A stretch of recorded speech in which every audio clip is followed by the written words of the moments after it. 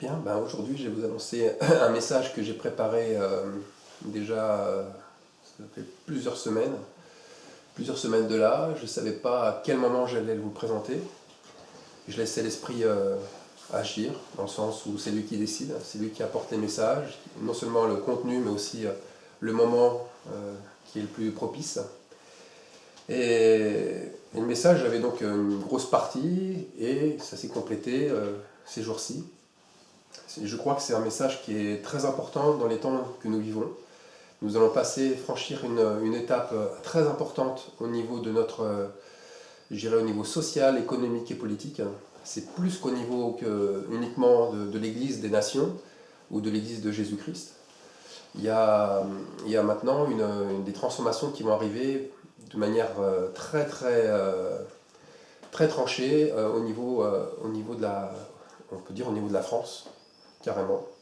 Donc je vais peut-être en parler pendant mon message, mais je tenais à le préciser. Je tenais aussi à préciser le fait que il y a une différence entre révélation et entre avoir des révélations et puis faire ce qu'on appelle des raisonnements.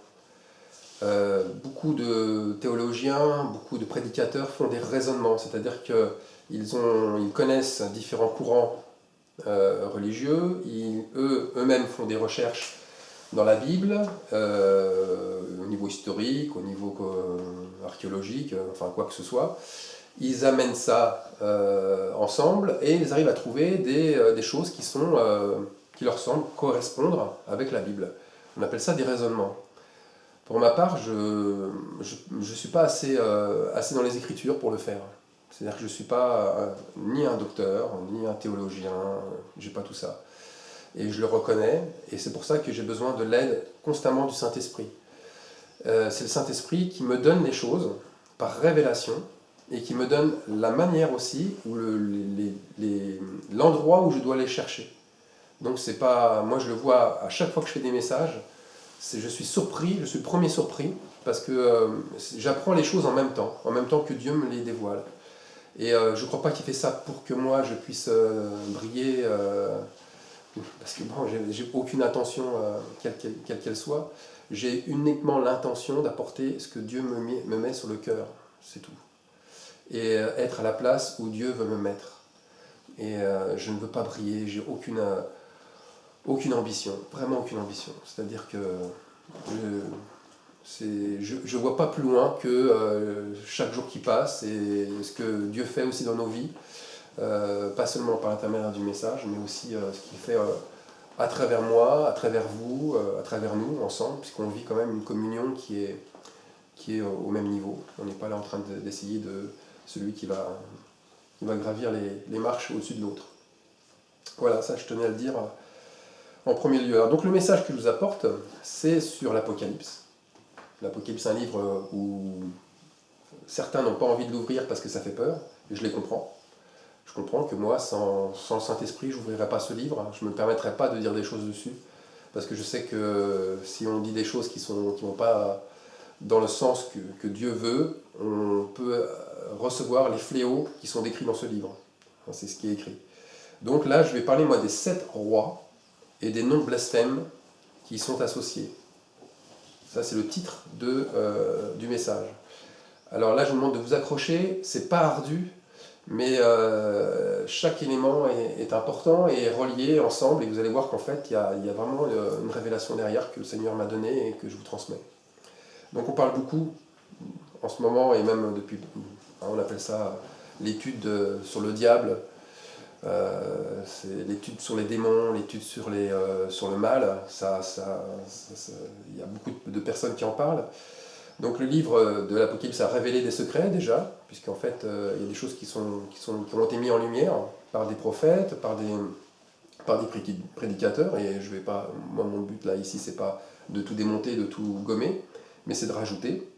Et je crois que Dieu révèle révèle ses projets, révèle des choses importantes d'une manière progressive. C'est-à-dire que c'est comme un voile, il le soulève progressivement. Donc il lève le voile sur les mystères, qui deviennent jour après jour des évidences. Et Et c'est comme un voile sur un visage, c'est-à-dire qu'en fait, à partir du moment où on lève le voile, on voit apparaître des fois la bouche en premier, et après on voit apparaître le nez, les yeux. Donc c'est pas parce qu'on a vu la bouche qu'il n'y a pas autre chose, et ça n'enlève pas le fait qu'on a vu la bouche. Voilà, c'est pour dire qu'en fait la révélation, elle n'enlève pas tout ce qui a été dit de juste, attention, parce qu'il y en a quand même qui disent des bêtises, et elle ajoute en fait, dans le sens où c'est Dieu lui-même qui lève le voile, qui permet qu'on puisse voir en dessous. Alors pourquoi aujourd'hui, pourquoi à certaines personnes et pas à d'autres? Pourquoi justement il donne cette révélation à certaines personnes? Moi j'en suis déjà, je n'ai pas toutes les réponses là-dessus, mais je crois qu'en toute humilité, le Seigneur cherche des personnes qui sont humbles et sans grande instruction de la Bible. Ça c'est la première chose. Il ne cherche pas des érudits, il ne cherche pas des théologiens, ça on le sait. Il ne souhaite pas que l'expérience, que le titre religieux, porte le sceau royal de la révélation. Il n'a jamais fait ça avant, et ne fera jamais ça, même maintenant. Un grand homme de Dieu que je ne citerai pas, afin de ne pas faire d'amalgame avec lui et la religion apostate qui est sortie de son ministère, a dit, et nous on le sait, Dieu se cache et Dieu se révèle dans la simplicité. Donc on va lire là maintenant 3 versets de l'Apocalypse, 3 versets qui sont clés par rapport au message que je vous apporte. On va d'abord lire Apocalypse 17, verset 7. Voilà ce qui est dit. « Moi, je te dirai le mystère de la femme et de la bête qui la porte, celle qui a les 7 têtes et les 10 cornes. Moi, je te dirai le mystère. » Donc là, on voit que Jean, l'apôtre Jean, qui a écrit ce verset, va connaître le mystère. Il lui est donné ce mystère d'Apocalypse 17, 7. De la bête qui porte la femme et qui a les 7 têtes et les 10 cornes. On va lire maintenant Apocalypse 12, verset 3. Un autre signe apparut dans le ciel, un grand dragon rouge, feu, qui avait 7 têtes et 10 cornes, et sur ces 7 têtes, 7 diadèmes. Enfin, dernier verset, Apocalypse 13, verset 1. Alors je vis monter de la mer une bête qui avait 10 cornes et 7 têtes. Sur ses cornes, 10 diadèmes, sur ses têtes, des noms blasphématoires. Bien souvent, on associe ces versets avec la bête, les têtes, le dragon, donc c'est le diable, etc. On oublie souvent les noms blasphématoires, on dit bon voilà, c'est des blasphèmes. Et moi je vais partir plutôt de ces noms blasphématoires que le Seigneur m'a montré. Donc qu'est-ce que nous montrent d'abord ces 3 versets? Alors déjà que, première chose, c'est révélé en premier à Jean. Ensuite, que c'est ceux qui gardent les paroles de cette prophétie, c'est-à-dire ceux qui n'enlèvent rien et n'ajoutent rien, qui sont des serviteurs heureux. C'est ce qui est écrit aussi dans l'Apocalypse. Un serviteur heureux, c'est lui qui ne rajoute pas, celui qui n'enlève pas. Nous savons aussi que la femme, et ça c'est pas moi qui le dis, mais c'est Israël, et c'est l'Église, et que cela peut être aussi toute la terre entière, quand on parle de la femme. La femme est tantôt portée par la bête, et tantôt elle est assise sur la bête. On lit ça aussi dans Apocalypse 13, verset 3. « Et je vis une femme assise sur une bête écarlate, pleine de noms blasphématoires. » Donc, on voit bien que cette femme, l'Église, c'est l'Église apostate, et tout comme le monde, est dans la main du diable, qui lui est soumis. Avant de continuer, je voudrais juste souligner une chose, un point qui est important, qui concerne la situation de l'Église des nations, qui est portée justement par cette bête. Les croyants de toute dénomination, je vous demande de ne pas être surpris de voir que le mal porte l'Église. Là où se réunissent des croyants, c'est-à-dire que le mal, c'est là où se réunissent des croyants, en premier. C'est pour cela qu'il faut, sans soupçonner le mal, être très vigilant et cesser de croire naïvement qu'un chrétien, qu'un croyant, est par définition un gentil, qui est rempli de bonnes intentions. Paul nous met en garde, comme Jésus nous met en garde, vous devez éprouver les esprits pour savoir s'ils sont de Dieu. C'est très important. Moi je dis ça aussi à toutes les personnes qui m'écoutent et qui sont dans des assemblées, quelles qu'elles soient. Il faut éprouver les esprits. Souvent, éprouver les esprits, c'est pas quelque chose, on s'imagine qu'il faut faire un acte spécial, il faut demander à Dieu, il faut avoir une connaissance des esprits. Non, non, il faut regarder aux fruits. C'est ce que nous dit tout le temps Jésus. Regardez à l'arbre pour voir les fruits qu'il porte. Et quand on regarde aux fruits, on voit ce qu'il y a dans Galates 5 et 22, c'est-à-dire les fruits de l'esprit. C'est en premier l'amour. Si quelqu'un vous dit plein de choses, ça peut être des révélations extraordinaires, s'il n'y a pas l'amour derrière, c'est un faux prophète. Un faux prophète, ce n'est pas quelqu'un qui vous enseigne quelque chose de faux, c'est quelqu'un qui vit faux. C'est quelqu'un qui dit vrai, mais qui vit faux. La deuxième chose qui est importante, c'est que le diable porte plusieurs noms dans la Bible. On le voit, ça c'est pas une révélation. Hein. On sait que par exemple dans Apocalypse 12.9, on nous présente le diable comme étant le serpent ancien, Satan, le grand dragon. Ça c'est tous les noms, d'accord. Et dans Apocalypse 13, on voit bien aussi qu'il prend le nom de la bête. Dans Apocalypse 12.3, je vous l'ai lu aussi un petit peu auparavant, il est question ici du grand dragon rouge feu. Alors on peut se poser la question pourquoi il porte cette couleur et pourquoi il est feu. Le feu en fait c'est la destruction. Et cette couleur rouge c'est le sang. Il a le sang, son objectif du dragon c'est le sang des saints. C'est en fait la destruction des saints, la destruction de l'épouse, la destruction des vrais croyants qui sont attachés à Christ. Dans Apocalypse 13, on lit que la bête est semblable à un léopard. Alors cet animal est caractérisé par de nombreuses taches, le léopard. Ici, on voit bien que les taches symbolisent le péché. C'est un animal qui est plein de péché. Et donc la bête, elle est remplie de péché. Ses pieds étaient comme ceux d'un ours. Les pieds de l'ours sont connus pour avoir de grandes griffes, d'une efficacité extraordinaire, pour saisir et attraper sa proie. Il en est de la même chose. Hein. C'est-à-dire que le diable, la première chose, c'est qu'il cherche à attraper des croyants, il cherche à attraper des gens, et il a des griffes qui vont justement pour ça. Enfin, il y a la gueule, sa gueule, c'est une gueule de lion qui sert à déchirer et à broyer sa proie efficacement. Les diadèmes. Alors pourquoi il porte des diadèmes?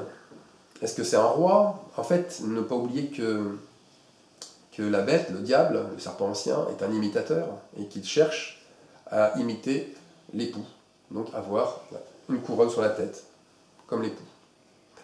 Alors maintenant, on va se poser les questions qui sont quand même très pertinentes. C'est 7 têtes. On se demande pourquoi il y a 7 têtes? Pourquoi pas plus? Pourquoi pas moins? On pourrait parler qu'une d'une seule tête. Alors, il y a Apocalypse 17, verset 9, qui nous donne vraiment une direction essentielle. Je vous donne cette direction. Première direction. C'est ici l'intelligence pour quiconque a de la sagesse. Quiconque a de la sagesse. Un petit rappel, la sagesse, elle ne provient pas de quelqu'un qui est plus intelligent qu'un autre, de quelqu'un qui a fait plus d'études théologiques qu'un autre. La sagesse, elle provient de Dieu. L'esprit de sagesse, c'est un esprit qui provient directement de Dieu. Donc, l'intelligence, c'est pareil. C'est lui qui va éclairer. Alors, les 7 montagnes, les 7 têtes, sont 7 montagnes sur lesquelles la femme est assise. On a vu la femme, c'est l'Église, elle est assise sur en fait 7 montagnes. 7 montagnes, quand on regarde un petit peu dans la Bible, on voit toujours que les montagnes forment des édifices, ça forme comme des tours. On parle de la sainte montagne de Dieu, qui symbolise souvent la présence de Dieu, d'accord ? Ces montagnes-là, celles qui sont décrites, les 7 montagnes, ce ne sont pas la présence de Dieu, c'est la présence du diable. Ces montagnes symbolisent une puissance, une domination. Ce sont aussi ce qu'on appelle les hauts lieux. Les hauts lieux qui étaient établis ou qui sont rétablis par un peuple rebelle à l'Éternel. Ils s'y exercent une soumission aux esprits impurs et sataniques. C'est là qu'on y offre des offrandes, des parfums, des prières. Les parfums, je vous rappelle, ce sont des prières, mais c'est aussi des sacrifices humains. Il ne faut pas oublier qu'en fait, les offrandes faites au diable, ce sont des offrandes parfois humaines, ça va jusqu'à là, hein, et qui sont répandues à leur sommet. Ainsi, donc, ce sont des hauts lieux de prosternation qui sont érigés. Et là, je vais parler de rois, qui sont érigés par des rois. Et ces rois dont la plupart des faits sont relatés dans les livres des rois, dans les livres des chroniques, dans certains livres aussi prophétiques de la Bible. Alors ces noms de blasphématoires maintenant, qui sont associés, ils proviennent d'où? Quels sont-ils? Alors, je vais d'abord parler du blasphème, parce que souvent on met derrière le mot blasphème pas ce qu'il faut. Blasphème, ça vient du grec blasphéméo.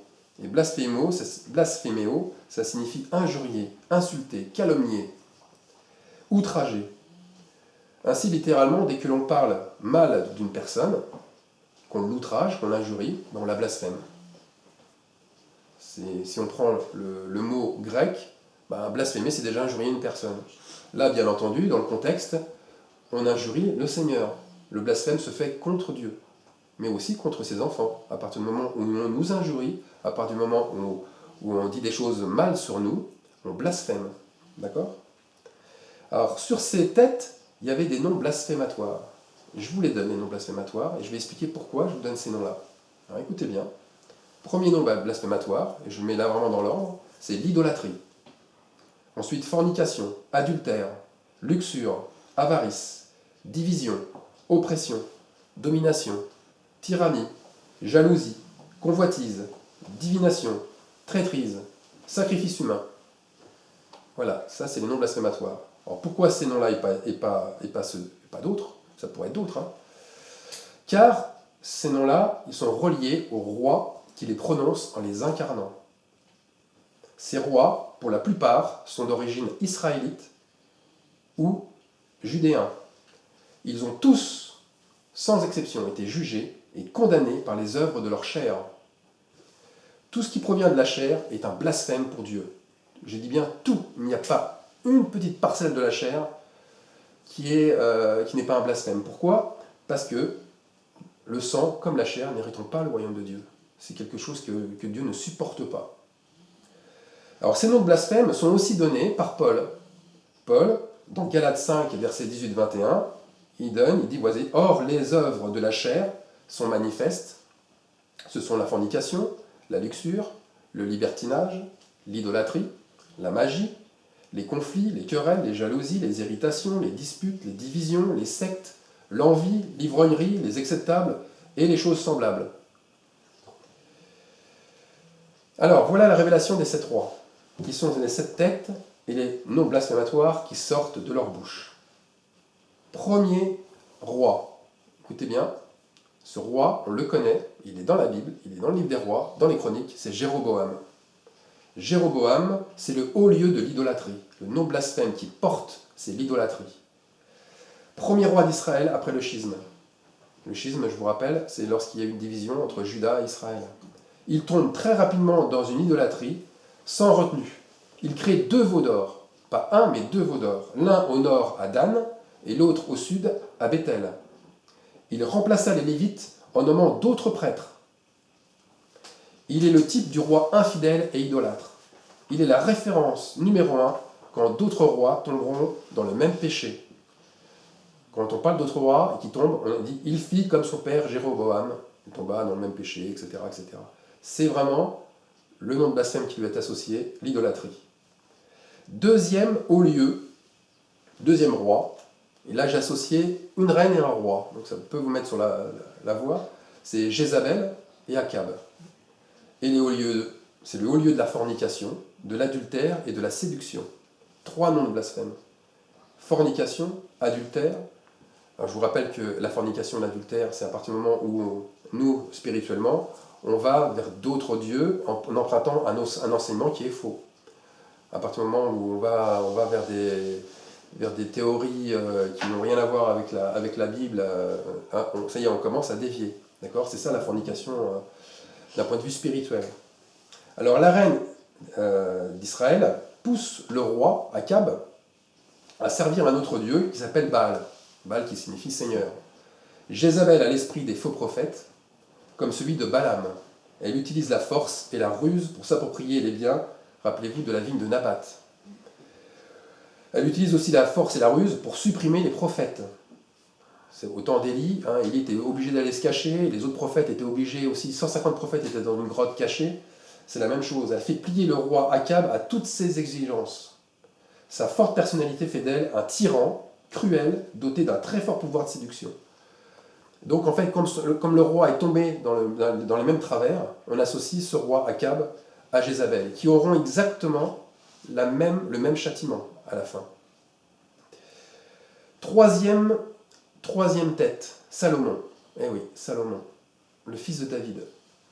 Salomon, c'est le haut lieu de la luxure, le haut lieu de l'avarice et de la division. 3 noms de blasphème. Ce roi d'Israël a été entièrement soumis à Mammon. Entièrement. Mammon, on sait, c'est la richesse. Mais il incarne l'avarice. L'avarice, c'est pas seulement quelqu'un qui aime les richesses, mais dans le dictionnaire, c'est écrit que c'est quelqu'un qui a une tendance à s'attacher de façon compulsive aux richesses matérielles jusqu'à les idolâtrer. C'est vraiment incroyable. Alors la luxure, c'est son deuxième péché, et la luxure, par le nombre impressionnant qu'il avait de concubines, et sa recherche effrénée des plaisirs sexuels et sensuels. Dans 1 Roi 11, 2 à 3, on lit « C'est justement à ces nations que Salomon s'attacha à cause de ses amours. » Il recherchait en fait compte les intérêts par les femmes, notamment. Oh, il a eu quelques femmes seulement. 700 femmes de rang princier. Et 300 concubines. Faut y aller quand même, c'est pas rien. Enfin, dernier péché, on l'a vu, sa désobéissance. Il créa, par sa désobéissance, la division des tribus en territoires. En 2 territoires, pardon. Israël et Juda. 4e roi. Et là, chose bizarre, c'est pas un roi qui vient d'Israël ou qui vient de Juda, c'est un roi qui vient de Babel. Et bien entendu, on sait qui c'est, Nebuchadnezzar, qui lui a trois noms blasphématoires: l'oppression tout d'abord, la domination et la tyrannie. Ce roi de Babel est à l'origine du nicolaïsme. Ça a été repris dans le Nouveau Testament, dans Apocalypse 2, on parle des Nicolaïtes. Il est à l'image en fait de la statue de la vision de Daniel. C'est l'un des plus puissants monarques que la terre n'ait jamais connu, avec une ambition démesurée et sans borne. Daniel, chapitre 2, verset 31, nous dit « Et tu voyais une grande statue. Cette statue était immense et d'une splendeur extraordinaire. Elle était debout, devant toi, et son aspect était terrible. La tête de cette statue était d'or pur. » Nebuchadnezzar exerça une oppression constante envers le royaume de Juda. Il fut à l'origine de la déportation et de la captivité du peuple hébreu et de leur roi. Il détruisit Jérusalem et contraigna les dominés à suivre son régime politique et religieux. C'est pas rien. 5e roi. Un roi qui va symboliser plus que symboliser, la jalousie, la convoitise. Le haut lieu de la jalousie, de la convoitise, c'est le roi Osias. C'est un roi de Juda. Sa réussite et son orgueil, pendant la première partie de sa vie, il a eu énormément de réussite. Ça l'a mis dans un orgueil démesuré. Et il s'est mis à convoiter le rôle et la place des Lévites. Il profana le temple en laissant lui-même le sacerdoce. Il l'a fait lui-même, le sacerdoce. Découvert par 81 prêtres, sa jalousie excessive ne l'amena pas à se repentir. Il fut atteint de lèpre jusqu'à la fin de sa vie. 6e roi, Saül, au lieu de la divination. Premier roi d'Israël, Saül.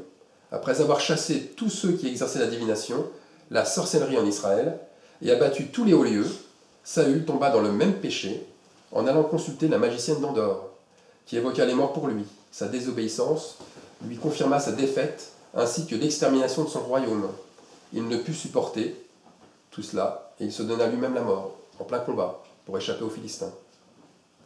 Enfin, dernier roi, et pas des moindres, qui est un peu moins connu, c'est bizarre, mais on connaît par contre son péché. C'est le haut lieu de la traîtrise. C'est le haut lieu du sacrifice humain. Ce roi, c'est un roi de Juda, il s'appelle Akaz. Désobéissant en fait au conseil du prophète Ésaïe, Akaz refuse de demander un signe à Dieu et préfère la protection de l'ennemi plutôt que celle d'Élohim. Il donna tout l'or du temple aux Assyriens pour obtenir leur protection, et il refusa l'alliance avec Israël. Dans son extrême lâcheté, il sacrifia même son fils aîné. Voilà ce qui est écrit.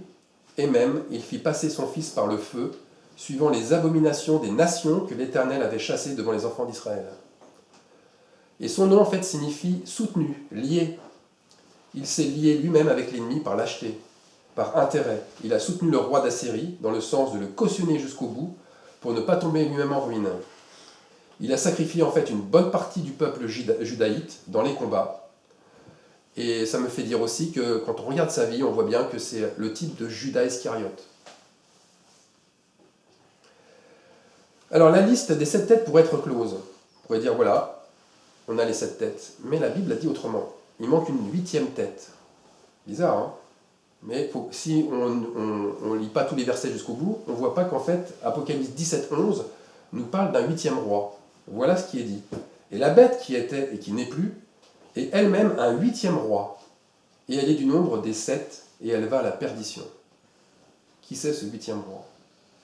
Ce 8e roi, Paul en parle clairement dans 1 Corinthiens 15-26. Voilà ce qu'il dit. Car il faut qu'il règne jusqu'à ce qu'il ait mis tous les ennemis sous ses pieds. Ça c'est Jésus hein, qui doit régner pour mettre tous ses ennemis sous ses pieds. Et le dernier ennemi qui sera détruit, c'est la mort. Alors vous allez me dire, oui mais en quoi la mort est-elle un roi? Eh bien la mort, elle règne comme un roi. Elle a établi son règne sur l'ensemble de sa création. Sans le sacrifice parfait de notre Seigneur Jésus-Christ, il n'y aurait pas la vie après la mort.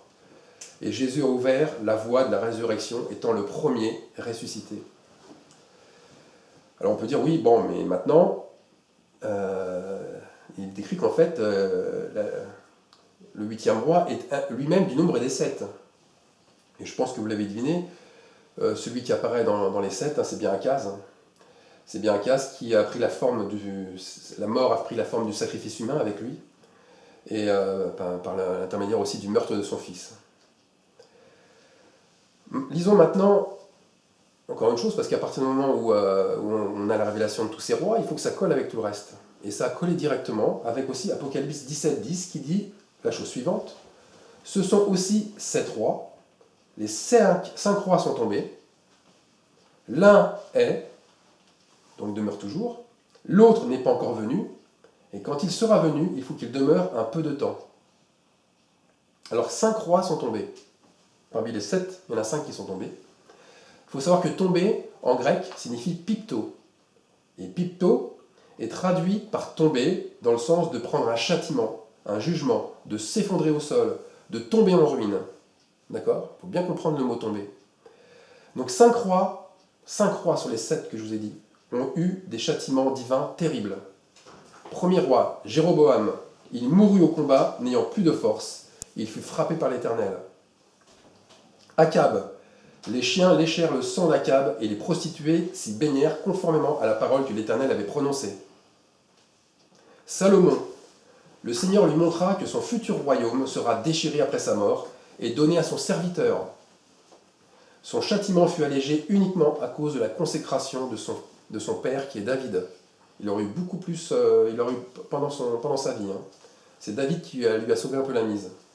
Mais il perdit toutefois le respect de tous ses ennemis. Il perdit sa gloire et sa réputation.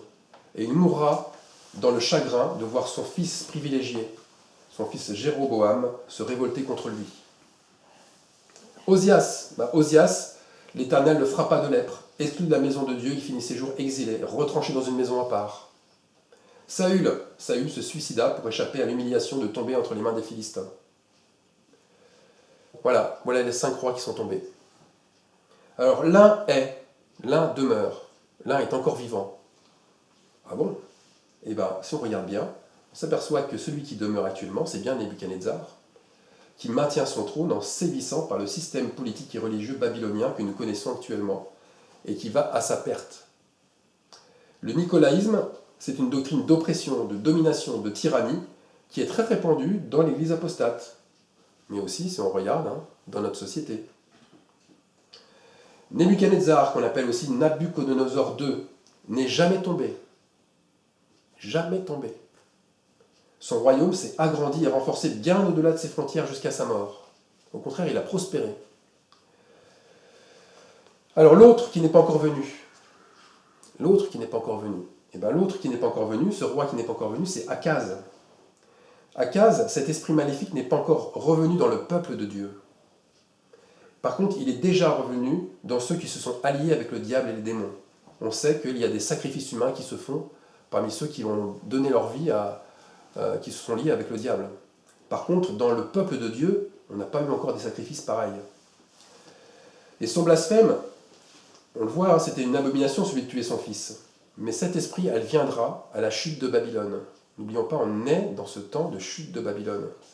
On va avoir bientôt des sacrifices humains à l'intérieur des églises. Mais ça ne va pas durer longtemps. Alors pourquoi je le dis ? C'est pas moi qui l'invente. Matthieu 10, 21, Jésus le dit lui-même. Voilà ce qu'il dit dans Matthieu 10, 21. Le frère livrera son frère à la mort, et le père son enfant. Les enfants se soulèveront comme contre leurs parents et les feront mourir. Il faut bien que se réalise cette parole. Donc Abraham, lui, était sur le point aussi de sacrifier son propre fils. Mais l'ange de l'Éternel l'en empêcha. Le diable, lui, il va inciter les chrétiens à faire ce sacrifice abominable, jusqu'au bout. Enfin, pour revenir au roi Akaz, c'est un roi qui est lâche, traître, meurtrier, et il n'est jamais tombé. Il ne fait pas partie des 5 rois qui sont tombés. Il mourut par contre séparé du tombeau des rois de Juda. Mais il n'est jamais tombé durant sa vie. Là, nous constatons bien que ces rois d'autrefois incarnent les mauvais esprits qui prospèrent des blasphèmes. Alors on pourrait dire, bon d'accord, ça nous donne une révélation, maintenant on sait que ces rois sont tombés, il y en a qui sont tombés, il y en a qui sont encore là, il y en a un qui est encore là, il y en a un qui va venir, mais de nos jours, qu'est-ce que ça peut nous apporter pour aujourd'hui ? Et ces rois, à quoi ressemblent-ils ? Est-ce qu'ils ressemblent encore à quelque chose aujourd'hui ? Est-ce qu'ils exercent encore un pouvoir aujourd'hui ? Alors la réponse, bien sûr qu'ils existent, bien sûr. Ils dominent les êtres en esprit. C'est en esprit qu'ils dominent. Ce sont toujours des esprits, des mauvais esprits. Et Éphésiens 6,12 nous dit « Car nous n'avons pas à lutter contre la chair et le sang, mais contre les dominations, contre les autorités, contre les princes de ce monde de ténèbres, contre les esprits méchants dans les lieux célestes. » Ils ne sont que des mauvais esprits qui viennent attiser des personnes produisant les mêmes péchés. Ils ne peuvent en fait qu'attiser ceux qui sont déjà dans des péchés. On lit ça aussi dans Jacques 1, versets 13 à 15. Que personne, lorsqu'il est tenté, ne dise « c'est Dieu qui me tente », car Dieu ne peut être tenté par le mal, et il ne tente lui-même personne. Mais chacun est tenté quand il est attiré, quand il est amorcé par sa propre convoitise. Puis la convoitise, lorsqu'elle a conçu, enfante le péché, et le péché étant consumé produit la mort. Donc, chacun doit prendre ses responsabilités. C'est pas une question d'être j'ai pas eu de chance, j'ai été touché par un démon, j'ai pas eu de chance, le diable est tombé dans ma famille. C'est pas vrai, c'est faux ça. Chacun doit prendre ses responsabilités, personne n'est victime d'un démon, personne n'est victime du diable. Si nous sentons que nous sommes personnellement attaqués par l'ennemi, c'est que notre chair a pris le dessus. Nous nous sommes nous-mêmes laissés tenter, laissés attirer par nos envies, par nos désirs. Nous sommes notre propre ennemi. C'est pas le diable l'ennemi, c'est pas les démons, c'est nous. C'est notre chair, nos passions, nos désirs, notre cœur. Notre cœur, on lit ça aussi dans Ézéchiel, notre cœur est tortueux, il est méchant. C'est un poison si nous ne le laissons pas agir. La racine grecque du mot cœur signifie akab. Elle signifie trompeur, mais elle signifie aussi attaque au talon. Souvenez-vous, Ève a été attaquée au talon. C'est ça, le cœur est attaqué au talon. La première chose que Satan et les démons attaquent, c'est votre cœur s'il n'est pas régénéré. Il n'est pas régénéré par l'esprit, il est régénéré par votre chair. Là, il va attaquer au talon. Et il va vous tromper. Il va vous faire croire qu'en fait, vous êtes sous une onction, sous un esprit, mais vous êtes non pas sous l'esprit de Dieu, mais sous l'esprit du diable, d'un démon. Alors un démon, c'est quoi ? Alors, je vais le répéter parce que je l'ai dit déjà dans un message qui s'appelait « Sur le caractère ». Donc un démon, c'est un agitateur, c'est un provocateur à la base. En grec, on appelle ça daimon, démonos, démonios, qui signifie conscience déréglée. Donc démon est une construction de deux choses, de daio, qui signifie feu, et de héma, qui signifie sang. Donc les démons provoquent le feu dans le sang, c'est-à-dire qu'ils excitent, qu'ils alimentent, qu'ils amplifient les passions de la chair. Résultat, eh ben, il déséquilibre complètement la conscience. Alors c'est vrai, il y a beaucoup de croyants qui se disent attaquer, avoir des combats rudes avec l'ennemi, mais c'est une forme d'orgueil. C'est une forme d'orgueil, parce qu'ils pensent à tort être importants, et ils veulent attirer le regard des autres sur eux-mêmes. Ce sont en fait des croyants qui sont faibles, des croyants qui sont charnels, comme le dit Paul. Ces croyants-là blasphèment par leur attitude. Ils préfèrent en fait leur propre péché plutôt que l'amour du Seigneur. Ces croyants-là ne sont pas condamnés, on ne les envoie pas en enfer pour cela. Ils doivent confesser leurs péchés, se détourner violemment de leurs fautes. Comme j'ai dit dans un précédent message, Jésus a chassé les vendeurs du temple, vous devez chasser de la même manière ces démons, ces mauvais esprits que vous avez donné accès. Vous devez être lavé et purifié par le Seigneur. David le savait bien, puisque lui, dans le psaume 32, versets 5 à 6, voilà ce qu'il dit. « Je t'ai fait connaître mon péché, je n'ai pas caché mon iniquité. J'ai dit, j'avouerai mes transgressions à l'Éternel, et tu as effacé la peine de mon péché. Qu'ainsi tout homme pieux te prie au temps convenable. Si de grandes eaux débordent, elles ne t'atteindront nullement. » On voit bien que là, même dans les temps difficiles, les temps où il y a des catastrophes, où il y a des tremblements de terre, des inondations, si de grandes eaux débordent, elles ne t'atteindront nullement. Pas parce qu'on est protégé par une sainte providence, mais parce qu'on a confessé son péché, on ne l'a pas caché, on l'a avoué ses transgressions, parce que voilà, on a été en règle avec le Seigneur. C'est ça être en règle.